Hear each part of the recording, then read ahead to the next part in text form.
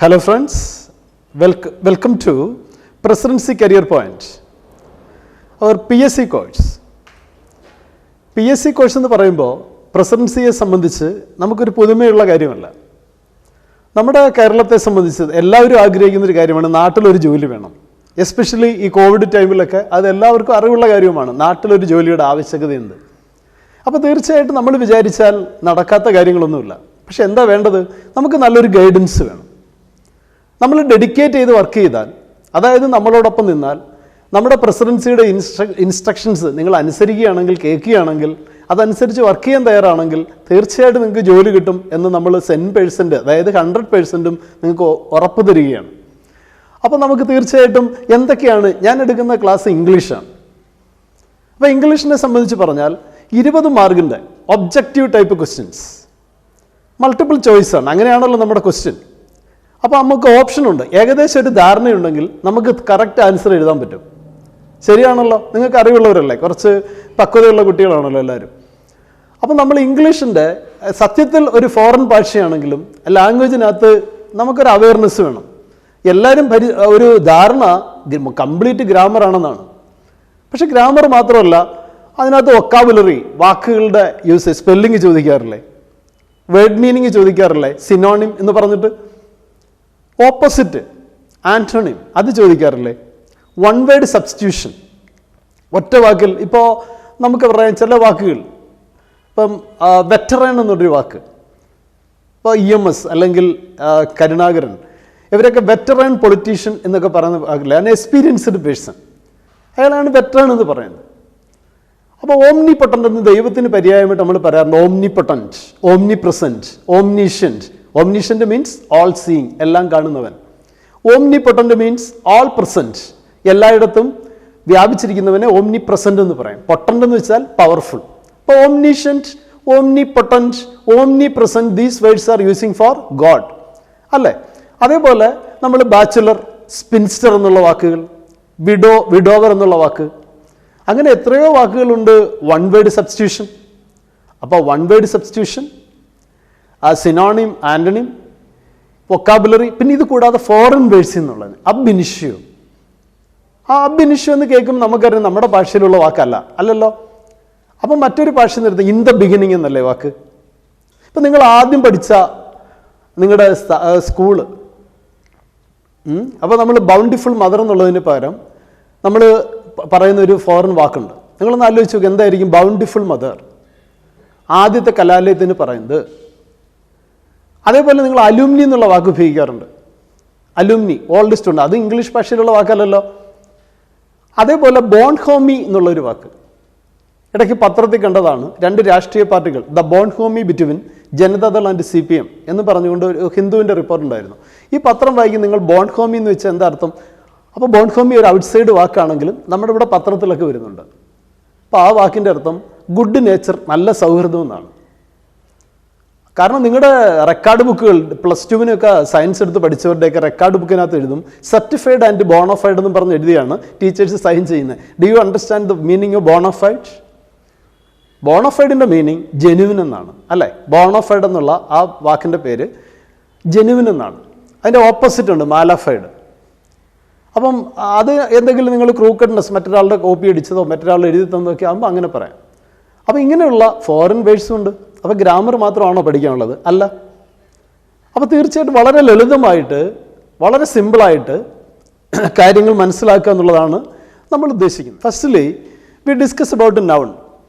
Noun എന്ന് one of the parts of speech, one among the parts of speech. 8 parts of speech ഉള്ളതിൽ ആദ്യത്തേതാണ് noun എന്ന് പറയുന്നത്. അപ്പോൾ noun is a naming word എന്നറിയാം. പക്ഷേ ബാക്കി ഫർദർ ഡീറ്റെയിൽസ് ആണ് നമ്മൾ അറിയേണ്ടത്. കാരണം അതുമായിട്ട് ബന്ധപ്പെട്ട് പല ക്വസ്റ്റ്യൻസും ഉണ്ട്. അപ്പോൾ noun, which are the 2 types of noun? Noun 2 type ഉണ്ടെന്ന് അറിയാമല്ലോ. Which are they? കൗണ്ടബിൾ, നമുക്ക് എണ്ണാവുന്ന കാര്യങ്ങൾ. എണ്ണാവുന്ന വെച്ചാൽ സ്റ്റുഡൻസ് നമുക്ക് എണ്ണാവുന്നതാണ്. ചെയർ, എത്ര ചെയർ ഉണ്ട്, how many chairs are there, അത് എണ്ണാവുന്ന കാര്യമാണ്. അപ്പോൾ നമുക്ക് bench, desk, chair, students, doctors, fan, ഇതെല്ലാം നമുക്ക് എണ്ണാവുന്ന കാര്യം. ഇത് countable noun. Next is uncountable. അപ്പോൾ നമ്മൾ എണ്ണാവുന്ന സാധനങ്ങൾ പറയുമ്പോഴല്ലേ മെനി എന്നുള്ള വാക്ക് ഉപയോഗിക്കുന്നത്. How many brothers have you? Many. How many sisters have you? How many students are there in your class? ഇങ്ങനെയൊക്കെയുള്ള ക്വസ്റ്റ്യൻ ചോദിക്കാറില്ലേ? അപ്പം മെനി വരുന്നത് എണ്ണുന്നതിൻ്റെ കൂടെ വരും. പലർക്കും അറിഞ്ഞിടാത്തതാണ് മെനിയും മച്ചും എവിടെ ഉപയോഗിക്കണമെന്നുള്ളത്. ഈ അൺകൗണ്ടബിൾ, എണ്ണാൻ പറ്റാത്ത, ഇപ്പോൾ sugar, how much sugar in the bottle, അല്ലെങ്കിൽ how much sugar in the tin. അപ്പോൾ എത്ര അളവുണ്ടെന്നുള്ളത് കാണിക്കുകയാണ്. How much kerosene in the bottle, bottle എന്തുമാത്രം കെറോസിൻ ഉണ്ട്, അതായത് മണ്ണെണ്ണയുണ്ട്, പാരഫിനുണ്ട്. അപ്പോൾ അളക്കുന്ന സാധനങ്ങൾ, അത് റൈസാകാം, നമ്മുടെ വീട്ടിൽ നമ്മുടെ അരിയൊക്കെ അളന്നെടുക്കുകയല്ലേ ചെയ്യുന്നത്, പഞ്ചസാര സ്പൂൺ വെച്ചെടുക്കുകയല്ലേ ചെയ്യുക. അപ്പോൾ കടകളിൽ നിന്ന് അത് മേടിക്കുന്നതോ തൂക്കിയാണ് മേടിക്കുന്നത്. അപ്പോൾ അങ്ങനെയൊക്കെ ഉള്ളിടത്ത് നമ്മൾ ഉപയോഗിക്കേണ്ട മച്ച് എന്നുള്ള വാക്ക്. അപ്പോൾ ഇത് തമ്മിൽ മനസ്സിലായല്ലോ. There are 2 types of nouns in English, which are the countable and uncountable. അപ്പോൾ കൗണ്ടബിൾ നൗൺ പറയുന്ന കോണ്ടസ്റ്റിലെ മെനി ഉപയോഗിക്കാൻ പാടുള്ളൂ. അൺകൗണ്ടബിൾ നൗൺ പറയുന്ന കോണ്ടസ്റ്റിലെ മച്ച് ഉപയോഗിക്കാൻ പറ്റുള്ളൂ. മെനി കാണിക്കുന്നത് നമ്പേഴ്സ്, എണ്ണത്തെയാണ്. How many children, how many teachers, how many officers, ഇങ്ങനെയാണ് പറയുക. മച്ച് എന്ന് പറയുമ്പോൾ how much water, how much kerosene, how much sugar. അപ്പോൾ അങ്ങനെയുള്ള കാര്യങ്ങൾ പറയാം. ഇത് എന്തിനാ പറഞ്ഞതെന്നറിയാമോ? നമുക്ക് സ്ഥിരം വരുന്നൊരു ക്വസ്റ്റ്യൻ ഉണ്ട്. അതായത് ലിറ്റിൽ എന്നുള്ള വാക്ക് വെച്ചുകൊണ്ട് പറയാറുണ്ട്. ലിറ്റിൽ എന്ന് വെച്ചാൽ നിങ്ങൾ ഉദ്ദേശിക്കുന്ന little Tommy wants to play എന്നുള്ള പാട്ടൊന്നുമല്ല. ലിറ്റിൽ എന്ന് വെച്ചാൽ ചെറുതെന്നുള്ളതാണ്. ലിറ്റിൽ, ലിറ്റിൽ കുറച്ചേ ഉള്ളൂ എന്നാണ്, കുറവിനെ കാണിക്കണം. ഒട്ടുമില്ല, ഒരു സാധനം ഒട്ടും ഇല്ലെങ്കിലാണ് നമ്മൾ ലിറ്റിൽ എന്ന് പറയുക. There is little water in the pot എന്ന് വെച്ചാൽ പോട്ടിൽ വെള്ളം അല്പം പോലും ഇല്ല. അപ്പോൾ അളവിനെ കാണിക്കുന്ന സാധനമാണ്. അപ്പം ലിറ്റിൽ ഉപയോഗിക്കേണ്ട കോണ്ടസ്റ്റ് മനസ്സിലാക്കുക. ലിറ്റിലും ഫ്യൂവും തമ്മിൽ വ്യത്യാസമുണ്ട്, അതുകൊണ്ട് അത് പറയാൻ വേണ്ടിയാണ്. അതേസമയം എ ലിറ്റിൽ ആണെങ്കിലോ, a little, there has a little water, അല്ലെങ്കിൽ a little sugar, a little kerosene means അല്പം എന്നുണ്ട്, കുറച്ച്, എ ലിറ്റിൽ. അപ്പോൾ ഒരു സംശയം വരും, പിന്നെ എവിടെയാണ് ദ ലിറ്റിൽ? ഇത് സ്ഥിരം PSC ചോദിച്ചുകൊണ്ടിരിക്കുന്ന ഒരു ക്വസ്റ്റ്യൻ ആണ്. അപ്പോൾ ഇതിനു വേണ്ടിയാണ് നമ്മൾ ഇത് പഠിക്കുന്നത്, നൗൺ പഠിക്കുന്നത്. The little.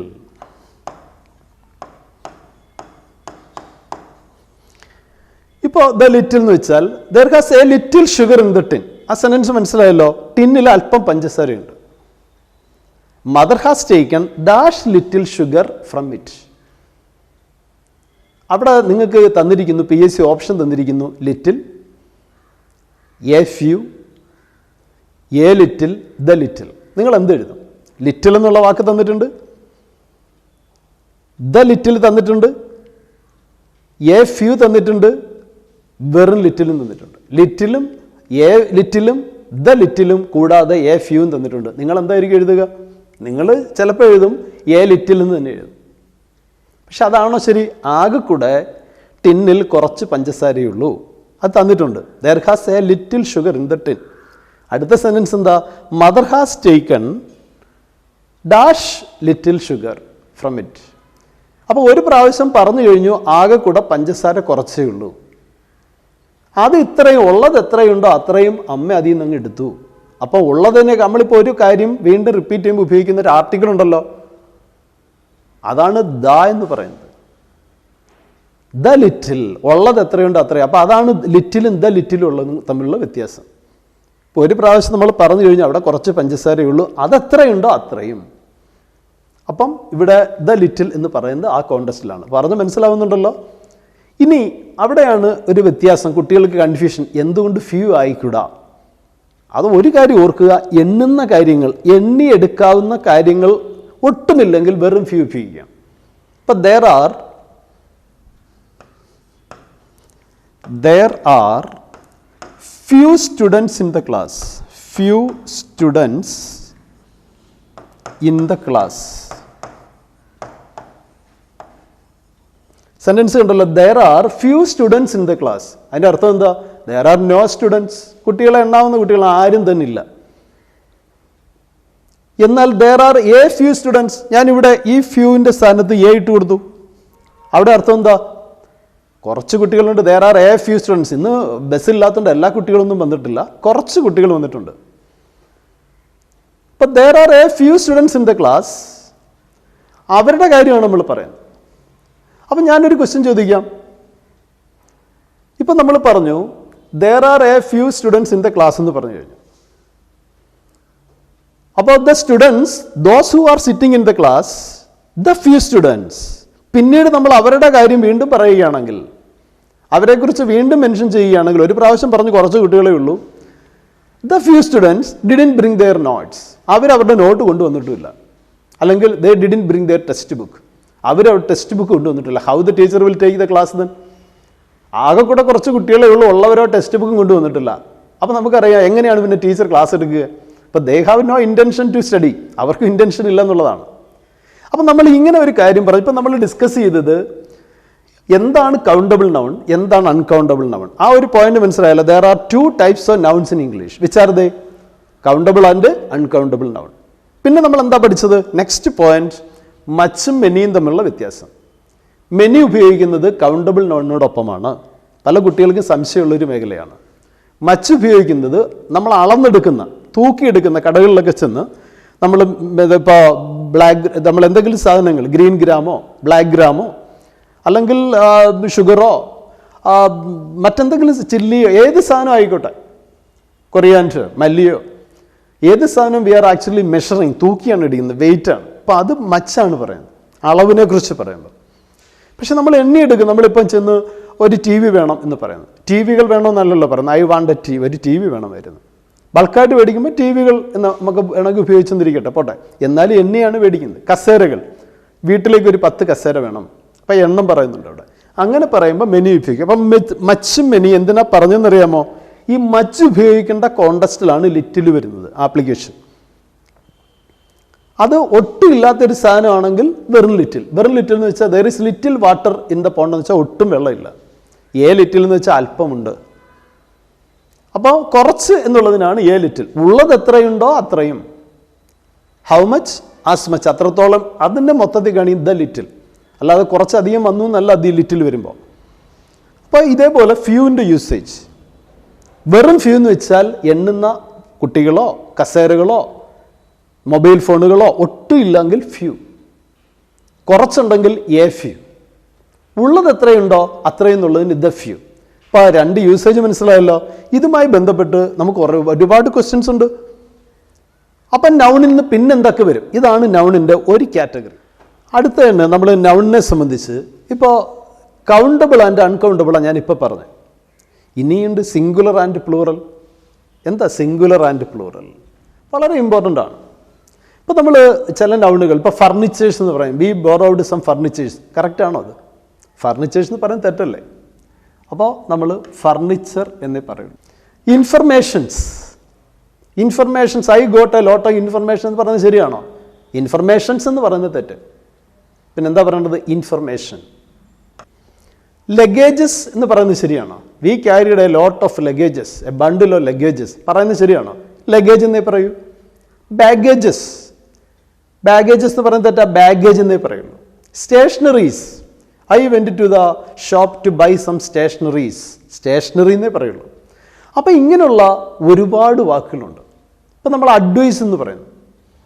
അഡ്വൈസ് എന്ന് വെച്ചാൽ ഉപദേശിക്കുക എന്നാണ്, നിങ്ങൾക്ക് അറിയാവുന്ന കാര്യമാണ്. അതിൻ്റെ നൗൺ ഫോം ADVIC എന്നാണ്. പക്ഷേ ഈ അഡ്വൈസസ് എന്ന് വെച്ചാലോ ഉപദേശങ്ങളെന്നാ. യു ഗോട്ട് PSC's അഡ്വൈസ്, നിങ്ങൾക്ക് അവിടെ PSCയുടെ അഡ്വൈസ് കിട്ടിയെന്ന് പറയാം, ഉപദേശം കിട്ടിയെന്ന്. അപ്പോൾ അവിടെ അഡ്വൈസ് എന്ന് വെച്ചാൽ ഉപദേശം എന്നാണ്. പക്ഷേ അഡ്വൈസസ് എന്ന് വെച്ചാൽ ഇൻഫർമേഷൻ, അറിയിപ്പ് കിട്ടിയെന്നാണ് അർത്ഥം. കണ്ട, എല്ലാ വാക്കിൻ്റെയും കൂടെ എസ് ഇട്ടാലൊന്നും പ്ലൂറലാക്കാൻ പറ്റില്ല. അപ്പോൾ നമ്മൾ അങ്ങനെയുള്ള കാര്യങ്ങളാണ് കൂടുതലും ശ്രദ്ധിക്കേണ്ടത്.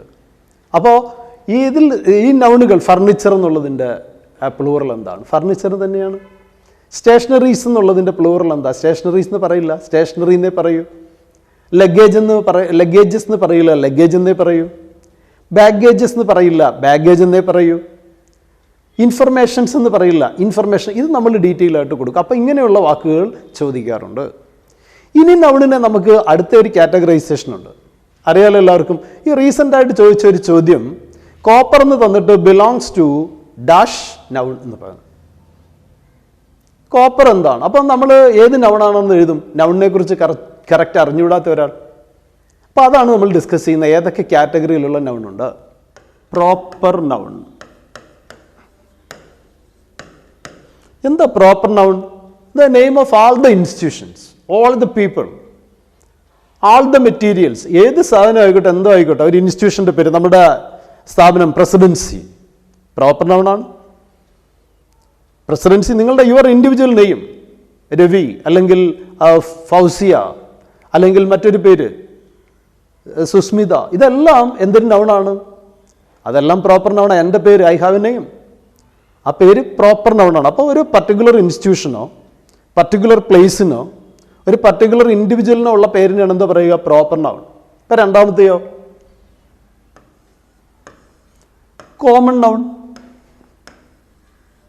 കോമൺ ആയിട്ടുള്ള കാര്യമാണ്, ജനറൽ ആയിട്ടുള്ളതാണ്. ഇപ്പോൾ നമ്മുടെ ഈ പർട്ടിക്കുലർ സിറ്റുവേഷൻ നമ്മളെ രക്ഷിച്ചിരിക്കുന്ന ഡോക്ടേഴ്സ്, പോലീസ്, നഴ്സസ്, ഇവരുടെയൊക്കെ എന്തിന് കാറ്റഗറി വരും? Teachers, officers, administrators, superintendents, clerks, pedestrians, ഇതൊക്കെ നമ്മൾ പറയുന്ന സാധാരണ ആയിട്ട് ഉപയോഗിക്കുന്നതാണ്. അങ്ങനെയുള്ള നൗണുകളെ കോമൺ ആയിട്ടുള്ളതിനെ കോമൺ നൗൺ എന്ന് പറയും. അപ്പം പറഞ്ഞാൽ മനസ്സിലായില്ലേ? അപ്പോൾ സൂപ്രണ്ടൻ്റ് എന്നുള്ളത് എന്തിന് നൗണാണെന്ന് ചോദിച്ചാൽ നമുക്ക് അപ്പോൾ എഴുതാം കോമൺ നൗൺ. സൂപ്രണ്ടായിട്ടുള്ളവരെല്ലാം സൂപ്രണ്ടൻ്റ് എന്ന് പറയും. സൂപ്പറിൻറ്റൻഡൻറ്റ്, സൂപ്രണ്ടെന്ന് നമ്മൾ പറയുന്നെങ്കിലും സൂപ്പറിൻറ്റൻഡൻറ്റ് എന്നാ പറയുക. എല്ലാവരും എളുപ്പത്തിൽ പറയും സൂപ്രണ്ട്. നെക്സ്റ്റ് വേർഡാണ് ഇപ്പോൾ ഓഫീസർ. അതിന് പ്ലൂറൽ ഓഫീസേഴ്സ് എന്ന് പറയും, പക്ഷേ ഓഫീസർ എന്നുള്ള വാക്ക് ഒരു കോമൺ നൗണാണ്.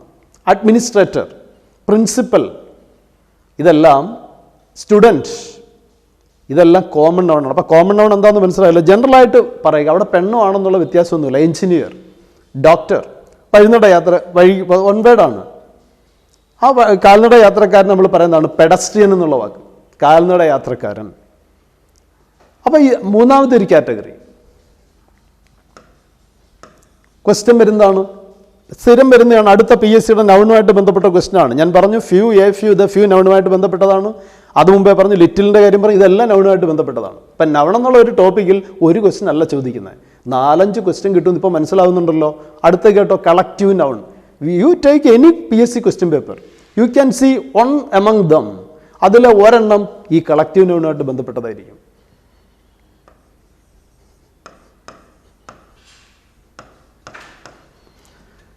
ഏത് ക്വസ്റ്റ്യൻ പേപ്പർ എടുത്തോളൂ, പോയ വർഷത്തെ എപ്പോഴത്തെയോ. ഇപ്പം കളക്റ്റീവ് എന്ന് പറഞ്ഞു കഴിഞ്ഞാൽ നമ്മൾ ബഞ്ച്, ഇപ്പം പൂക്കുല്ല നിൽക്കുന്നു, അപ്പം നമ്മൾ ക്ലസ്റ്റർ എന്ന് പറയാറുണ്ട്, എങ്കിലും ബഞ്ച് ഓഫ് ഫ്ലവേഴ്സ് എന്ന് പറയാറുണ്ട്. ബഞ്ച്, താക്കോലുകളുടെ കൂട്ടം, ബഞ്ച് എന്നാണ് പറയുക. Fruit, bunch of fruit, bunch, BUNCG ആണ്. ഹേഡാണ്, ഇപ്പോൾ കന്നുകാലികളുടെ ഒരു പറ്റം നിൽക്കുന്നു, ഹേഡ് ഓഫ് ക്യാറ്റിൽ അല്ലെങ്കിൽ ഹേഡ് ഓഫ് എലിഫൻസ്. അതേപോലെ സൈന്യം, ആർമി എന്ന് പറയുന്നുണ്ട്, റെജിമെൻ്റ് എന്ന് പറയുന്നുണ്ട്, ബറ്റാലിയൻ എന്ന് പറയുന്നുണ്ട്, സ്ക്വാഡ്രൺ കമാൻഡർ, സ്ക്വാഡ്രൺ, ഇതെല്ലാം ആർമിയുമായിട്ട് ബന്ധപ്പെട്ട വാക്കാണ്. ഇപ്പോൾ സിംഹങ്ങളുടെ ഒരു വലിയ, ഇപ്പോൾ റോഡുകളെല്ലാം ഫ്രീ ആയതുകൊണ്ട് പലയിടത്തും ഈ വൈൽഡ് അനിമൽസ് റോഡിൽ ഇറങ്ങുമെന്ന് പറയും. അപ്പോൾ സിംഹങ്ങളിൻ്റെ നിരനിരയായിട്ട് വരുന്നു. പ്രൈഡ് ഓഫ് ലയൺസ് എന്ന് പറയുക, സ്കൂൾ ഓഫ് ഫിഷ് എന്ന് പറയുക. അപ്പോൾ ഇങ്ങനെയുള്ള വാക്കുകൾ, ഫ്ലീറ്റ് ഓഫ് ഷിപ്സ് എന്ന് പറയുക, ഫ്ലീറ്റ് ഓഫ് ഷിപ്സ്, കപ്പലിൻ്റെ വ്യൂഹം. ആട്ടിൻപറ്റമാണെങ്കിലോ ഫ്ലോക്ക് ഓഫ് ഷീപ്പ് എന്ന് പറയുക, ഷീപ്സ് എന്നല്ല പറഞ്ഞ ഷീപ്പ്. അപ്പോൾ ഇങ്ങനെ ഉള്ള കുറച്ചേറെ വാക്കുകൾ കളക്റ്റീവ് നൗൺ, അത് സ്ഥിരം നിങ്ങൾക്ക് അറിയാവുന്ന കാര്യമാണ്. ഇത് ഒരു കാറ്റഗറി ആയിട്ട് വെച്ചിരിക്കുകയാണ്, അതിൻ്റെ ഒരു പാറ്റേൺ ആണ്. അപ്പോൾ ഫോർമർ ക്വസ്റ്റ്യൻ പേപ്പറിൽ നമ്മൾ റെഗുലറായി കാണുന്നൊരു കാര്യമാണ് പറഞ്ഞത് കളക്റ്റീവ് നൗൺ. പിന്നെ മുമ്പ് റീസെൻ്റ് ആയിട്ട് ചോദിച്ചു എന്ന് പറഞ്ഞൊരു കാര്യം മെറ്റീരിയൽ നൗൺ, നാലാമത്തെ കാറ്റഗറി. എന്താ മെറ്റീരിയൽ നൗൺ എന്ന് വെച്ചാൽ, a noun which denotes a matter. ഇപ്പോൾ gold is a precious metal, അല്ലെങ്കിൽ the first metal man has discovered is copper. മനുഷ്യൻ ആദ്യം കണ്ടുപിടിച്ച നമ്മുടെ ബ്രോൺസ് ഏജ് സിവിലൈസേഷൻ, വെങ്കല യുഗ നാഗരികത അറിഞ്ഞൂടെ? ഈ പറഞ്ഞ Euphrates, Tigris, Nile valley civilisation, ഇതെല്ലാമായിട്ട് ബന്ധപ്പെട്ട് വരുന്ന മനുഷ്യൻ ആദ്യം കണ്ടുപിടിച്ച ഒരു ലോഹം എന്ന് പറയുമ്പോൾ അവിടെ ബ്രോൺസ് ഏജ് ആണ് വരുന്നത്. ശിലായുഗ നാഗരികതയെക്കുറിച്ച് പറയുമ്പോൾ ബ്രോൺസ് ഏജ് ആണ് വരുന്നത്. പക്ഷേ ഫസ്റ്റ് മെറ്റൽ ഏതാണ്? കോപ്പറാണ്. അപ്പം നമ്മൾ ഇന്ന് കോമൺ ആയിട്ട് യൂസ് ചെയ്യുന്ന ഈ കോപ്പറും അല്ല, ബ്രോൺസും അല്ല, പിന്നെ ഏതാണ്? അയണാണ്, ഇരുമ്പാണ്. അതുമായിട്ട് ബന്ധപ്പെട്ട ഒരുപാട് ഫാക്ടറികളുണ്ട്. അപ്പോൾ കോപ്പർ എന്താണെന്ന് ചോദിച്ചാൽ, ബ്രോൺസ് എന്താണെന്ന് ചോദിച്ചാൽ, ലെഡ്, EM എന്താണെന്ന് ചോദിച്ചാൽ, ഇതൊക്കെ നമ്മൾ എന്ത് എഴുതണം? Material noun. A noun which denotes a matter is called material noun. എന്താ പറഞ്ഞത്? A noun which denotes a matter, ഒരു ദ്രവ്യത്തെ കാണിക്കുന്ന നാമത്തിനെയാണ് ദ്രവ്യനാമം എന്ന് പറയുന്നത്. അപ്പോൾ ഇങ്ങനെയുള്ള കാറ്റഗറി ഉണ്ട് ഇതിനകത്ത്. പിന്നെ ഒരെണ്ണം കൂടിയുള്ള അതിനകത്ത് അവശേഷിക്കുന്നത് അബ്സ്ട്രാക്റ്റ് നൗൺ. അപ്പോൾ അബ്സ്ട്രാക്റ്റ്, ABSTRICT. എന്താ അബ്സ്ട്രാക്റ്റ്? കേൾക്കുമ്പോൾ തന്നെ അറിയാം, വേഗ്, VAGUE. വാക്ക് പഠിച്ചു വെച്ചോണം, സ്പെല്ലിങ്ങും മീനിങ്ങും ഒക്കെ മനസ്സിലാക്കണം. വേഗ്, എന്താ വേഗിൻ്റെ മീനിങ്? അൺക്ലിയർ എന്നാണ്. അൺക്ലിയർ എന്ന് വെച്ചാൽ നമുക്ക് വ്യക്തതയില്ല. ഇപ്പം നമുക്ക് വ്യക്തതയില്ല എന്ന് പറഞ്ഞു കഴിഞ്ഞാൽ നിങ്ങളിപ്പോൾ ടേസ്റ്റ്, രുചി അറിയുന്നു. ഇപ്പോൾ സ്വീറ്റ്, നിങ്ങൾ ഈ പഞ്ചസാര അല്ലെങ്കിൽ ആ ജാഗറി, ശർക്കര എടുത്ത് ടേസ്റ്റ് ചെയ്തെങ്കിലല്ല അതിന് മധുരം ഉണ്ടോയെന്ന് അറിയാൻ പറ്റും. ടാമറിൻഡ്, പുളിക്ക് എന്തൊരു രുചിയാണെന്ന് അറിയണമെങ്കിൽ പുളി രുചിച്ച് നോക്കണ്ടേ. അതേപോലെ ബിറ്റർ ടേസ്റ്റ്, ബിറ്റർ ഗാർഡ്, നമ്മുടെ കൈപ്പയ്ക്ക, അത് രുചി അറിയണമെങ്കിൽ കൈപ്പയ്ക്ക കഴിച്ചു നോക്കണം.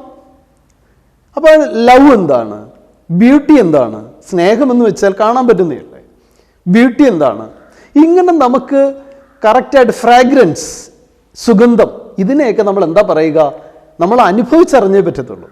ഇപ്പം നമ്മൾ ഭയങ്കര നമുക്ക് കോൾഡാണ്, പനിയാണെന്ന് പറയും, അത് നമുക്കെല്ലാം അറിയാൻ പറ്റൂ. വേറൊരാളോട് പെയിൻ, വേദന എന്ന് പറയുന്നത്, സാഡ്നെസ്, ഗ്ലൂമിനെസ്, മെലങ്കളി എന്ന് വെച്ചാൽ വിഷാദം എന്നുള്ളതിൻ്റെ മറ്റൊരു വാക്കാണ് മെലങ്കളി കണ്ടീഷൻ എന്ന് വെച്ചാൽ. ഇങ്ങനെയുള്ളൊരു വാക്ക് ചോദിച്ചിട്ട് it belongs to dash noun എന്ന് വെച്ചാൽ നിങ്ങൾ എന്തെഴുതും? അപ്പോൾ നമ്മൾ എഴുതണം എന്ത്, അബ്സ്ട്രാക്റ്റ് നൗൺ. അപ്പം ഞാൻ ഇപ്പം നൗണിനെ കുറിച്ച് മാത്രം കുറച്ച് പറഞ്ഞതേ ഉള്ളൂ. നൗണിനെ കുറിച്ച് ഇനിയും പറയാനുണ്ട്. അപ്പം നമ്മുടെ വേ ഓഫ് ടീച്ചിങ് മനസ്സിലായല്ലോ. അപ്പോൾ തീർച്ചയായിട്ടും നൗൺ മാത്രമല്ല, നമുക്ക് ഡീറ്റെയിൽ ആയിട്ട് പ്രോനൗണിനെ കുറിച്ച് പഠിക്കണ്ടേ. നൗൺ കഴിഞ്ഞാൽ പ്രോനൗൺ ആണ്, അതിനെക്കുറിച്ച് ഏറെ പഠിക്കാനുണ്ട്. ചില വാക്കുകൾ കഴിഞ്ഞാൽ ഏത് പ്രോനൗൺ വരും, നമ്മുടെ ക്വസ്റ്റ്യൻ ടാഗിൽ ഉപയോഗിക്കുന്ന പ്രോനൗൺ ഏത്, ആ പേഴ്സണൽ പ്രോനൗൺ. അപ്പം ഇങ്ങനെയുള്ള റിലേറ്റീവ് പ്രോനൗൺ, റിഫ്ലക്സീവ് പ്രോനൗൺ, അങ്ങനെയുള്ള പ്രോനൗൺസ് തന്നെ 9 കാറ്റഗറിയോളമുണ്ട്, അത് പഠിക്കണ്ടേ.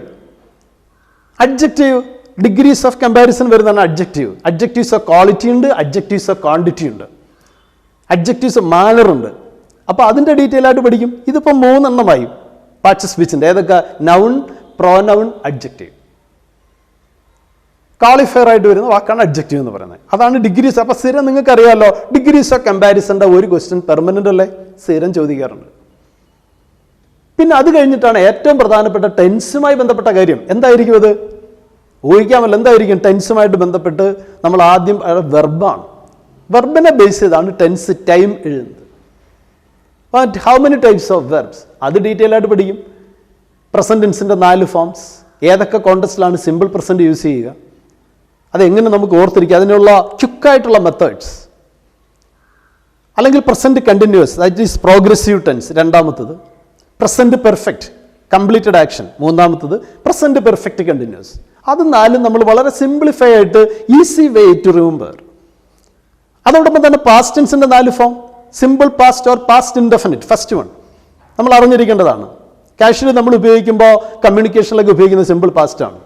അതായത് പാസ്റ്റിൻ്റെ രണ്ടാമത്തെ ഫോം പിന്നീട് പാസ്റ്റ് പ്രോഗ്രസീവ്, അതായത് പാസ്റ്റ് കണ്ടിന്യൂസ്.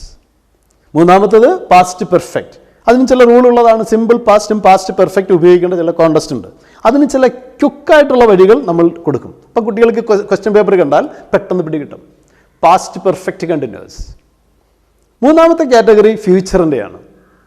നമ്മൾ വില്ലും ഷാലും ഒക്കെ ഉപയോഗിക്കുന്നത്. ആ വില്ല് എന്തുകൊണ്ട് ഉപയോഗിക്കണം, ഷാൽ എന്തുകൊണ്ട് ഉപയോഗിക്കണം, അല്ലെങ്കിൽ ഇന്നടത്തെ വില്ല് ഉപയോഗിക്കാവൂ, അല്ലെങ്കിൽ ഇന്നടത്തെ ഷാൽ ഉപയോഗിക്കാവൂ, അതിൻ്റെ ആ റീസൺ എന്താണ് നമ്മൾ വ്യക്തമാക്കുന്നുണ്ട്. Simple future, future continuous, future perfect, future perfect. ഇതിൻ്റെ ഇത്ര ആപ്ലിക്കേഷൻ നമ്മൾ ആ വെർബിൻ്റെ കോണ്ടക്സ്റ്റിൽ വ്യക്തമായി ഡിസ്കസ് ചെയ്യും.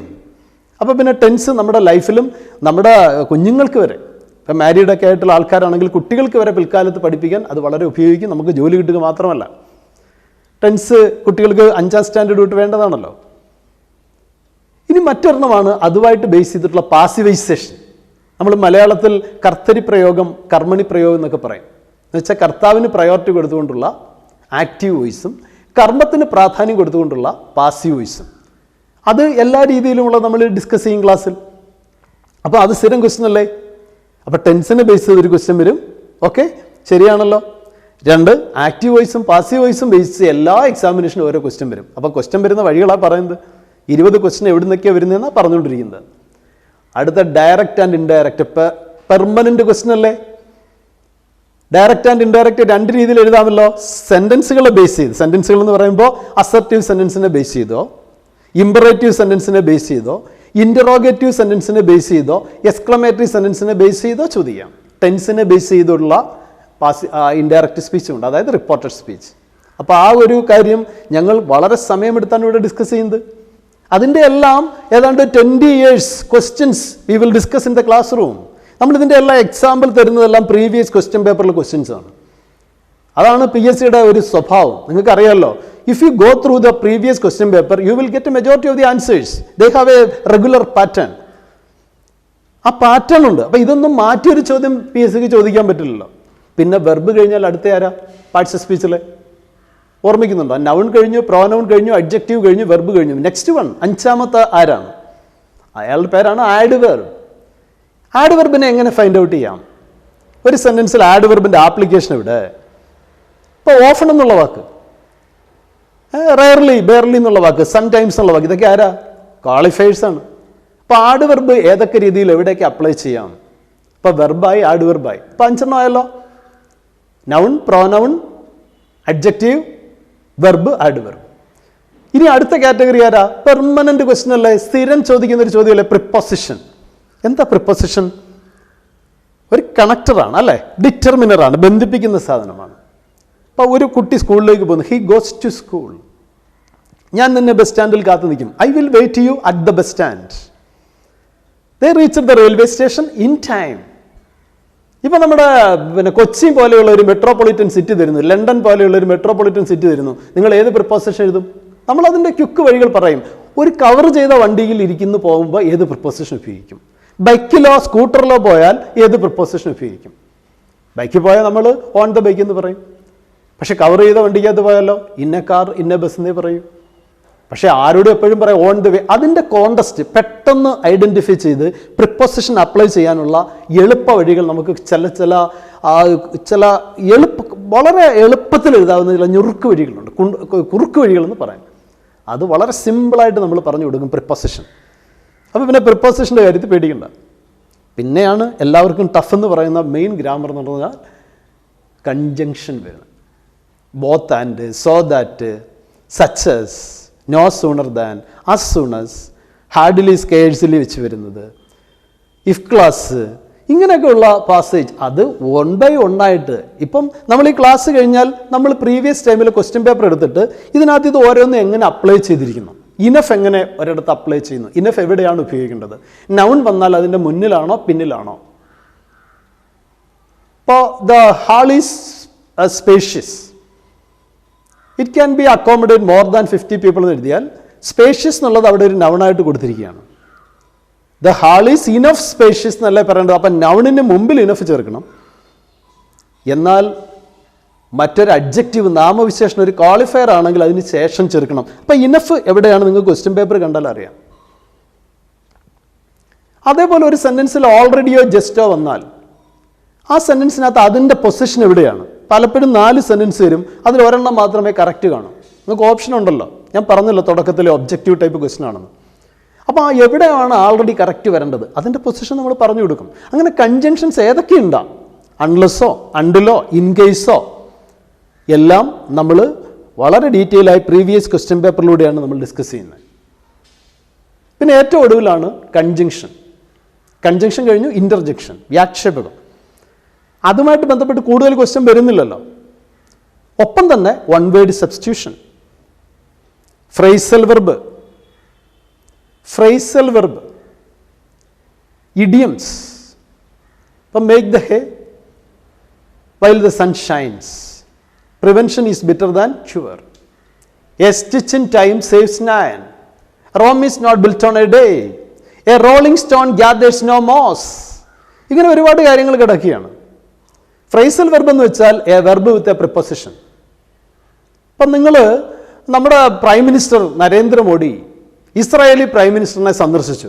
നമ്മൾ വിസിറ്റഡ് എന്നല്ലേ പറയുക, പക്ഷെ അവർ തരുന്ന കാൾഡ് ഓൺ, ഒരു വ്യക്തിയെ സന്ദർശിക്കുന്നതിന് കാൾ ഓൺ എന്നേ പറയൂ. ഇപ്പോൾ പിണറായി വിജയൻ നമ്മുടെ ഗവർണറെ സന്ദർശിച്ചു, എങ്ങനെ പറയുക? CM called on Arif Muhammad Khan. CM Arif Muhammad ഖാനെ സന്ദർശിച്ചു. കാൾഡ് ഓൺ എ പേഴ്സൺ ആണ്. എന്നാൽ നിങ്ങൾ ഊട്ടിയെ കൊടൈക്കനാലെ സന്ദർശിച്ചെങ്കിലോ കാൾഡ് അറ്റാണ് ഉപയോഗിക്കുക.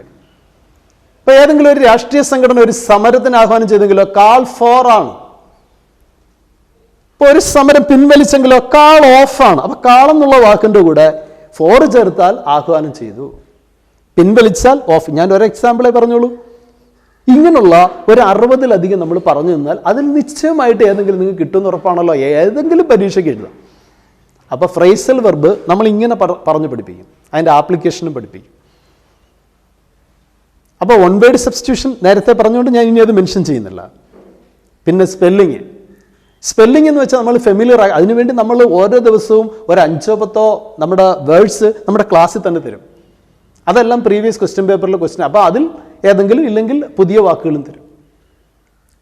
പിന്നെ ഈ പറഞ്ഞ ഫോറിൻ വേർഡ്സ്, ഇതാണ് സാധാരണയായിട്ടുള്ള ഒരു ഫോർമാറ്റ് PSC. അപ്പോൾ ഈ ക്വസ്റ്റ്യൻസിനെ ബേസ് ഞാൻ ഈ പറഞ്ഞ പോലെ പിന്നീട് സെൻറ്റൻസുകൾ, ഇപ്പോൾ ഒരു സെൻറ്റൻസ് അസർട്ടീവ് സെൻറ്റൻസ് എങ്ങനെ എക്സ്ക്ലമേറ്ററി സെൻറ്റൻസിലേക്ക് മാറ്റാം, എക്സ്ക്ലമേറ്ററി സെൻറ്റൻസ് തിരിച്ച് അസർട്ടീവിലേക്ക് എങ്ങനെ മാറ്റാം, ഇതുമായി ബന്ധപ്പെട്ട ചോദ്യം. ഇത്രയും ദാറ്റ് ഈസ് ഇനഫ്. പിന്നെ ഇതിനകത്ത് പേടിക്കാൻ എന്തിരിക്കുന്നു? അപ്പോൾ ഇതിൽ നിന്ന് എന്താ മനസ്സിലാക്കേണ്ടത്?